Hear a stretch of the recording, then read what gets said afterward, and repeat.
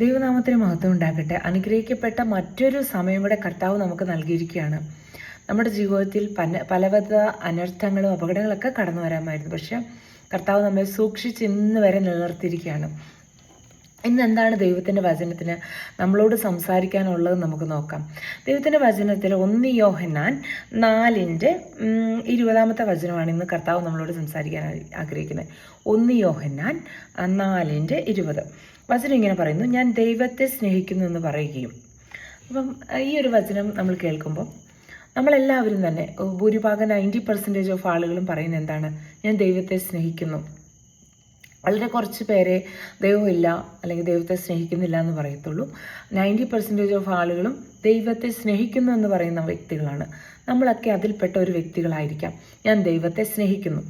ദൈവത്തെ സ്നേഹിക്കുന്നു എന്ന് പറയുകയും തൻ്റെ സഹോദരനെ പകയ്ക്കുകയും ചെയ്യുന്നവൻ കള്ളനാകുന്നു. വചനം ഇങ്ങനെ പറയുന്നു. ഈ വചനം നമ്മൾ കേട്ടിട്ടുണ്ടാകാം, കേട്ടിട്ടില്ലാതെ ഇരിക്കാം. എന്ന് പറഞ്ഞാൽ ദൈവത്തെ സ്നേഹിക്കുന്ന ഒരു വ്യക്തി പറയുന്ന, അതായത് ഞാൻ ദൈവത്തെ സ്നേഹിക്കുന്നു എന്ന് പറയുന്ന ഒരു വ്യക്തി സഹോദരനെ പകയ്ക്കുവാണെന്ന് വെച്ചാൽ കള്ളനാകുന്നു എന്നാണ് വചനം പറയുന്നത്. അപ്പോൾ നമ്മൾ ഈ വചനം കേൾക്കുമ്പോൾ നമ്മളെ തന്നെ ശോധന ചെയ്യാനുള്ളൊരു അവസരമായിട്ട് ഏറ്റെടുക്കണം. നമ്മൾ എത്ര പേർ സഹോദരൻ എന്ന് പറഞ്ഞാൽ നമ്മുടെ സ്വന്തം രക്തബന്ധത്തിലെ സഹോദരനാകണമെന്നില്ല, നമുക്ക് പ്രിയപ്പെട്ട സഹോദരന്മാരോട് അല്ലെങ്കിൽ നമ്മുടെ പ്രിയപ്പെട്ടവരോട് എത്ര പേരോട് നമ്മൾ പകയ്ക്കുന്ന ഒരു അനുഭവമുണ്ട്, അവരെ സ്നേഹിക്കാൻ കഴിയാത്തൊരനുഭവമുണ്ട്. നമ്മളെ തന്നെ ശോധന ചെയ്യാം. നമ്മൾ ഈ പറഞ്ഞ ലിസ്റ്റിൽപ്പെട്ട കള്ളനാണോ? നമ്മൾ ദൈവത്തെ സ്നേഹിക്കുന്ന പോലെ നമ്മുടെ സഹോദരനെ സ്നേഹിക്കാൻ കഴിയുന്നുണ്ടോ?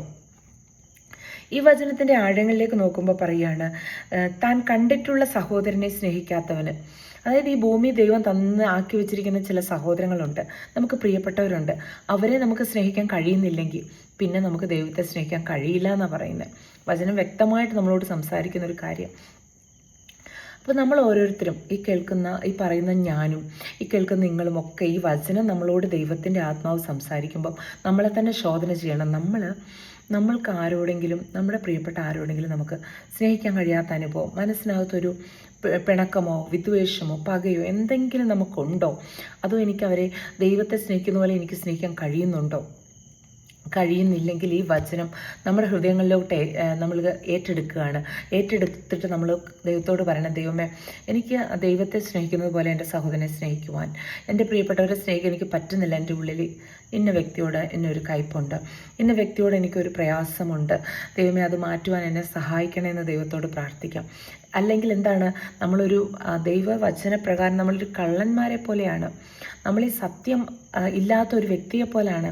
അതായത് ദൈവത്തെ സ്നേഹിക്കുന്നതെന്ന് ഞാൻ പറഞ്ഞിട്ട് കണ്ടിട്ടുള്ള എൻ്റെ സഹോദരനെ എനിക്ക് സ്നേഹിക്കാൻ കഴിയാത്തൊരു അനുഭവം എന്ന് പറയുമ്പം അത് ഞാനൊരു കള്ളൻ എന്ന അനുഭവത്തിലേക്കാണ് നീങ്ങുന്നത്. അപ്പം ദൈവസന്നിധി നമുക്ക് ഏറ്റു പറയാം, കർത്താവേ, ഞാൻ അങ്ങേ സ്നേഹിക്കുന്നു.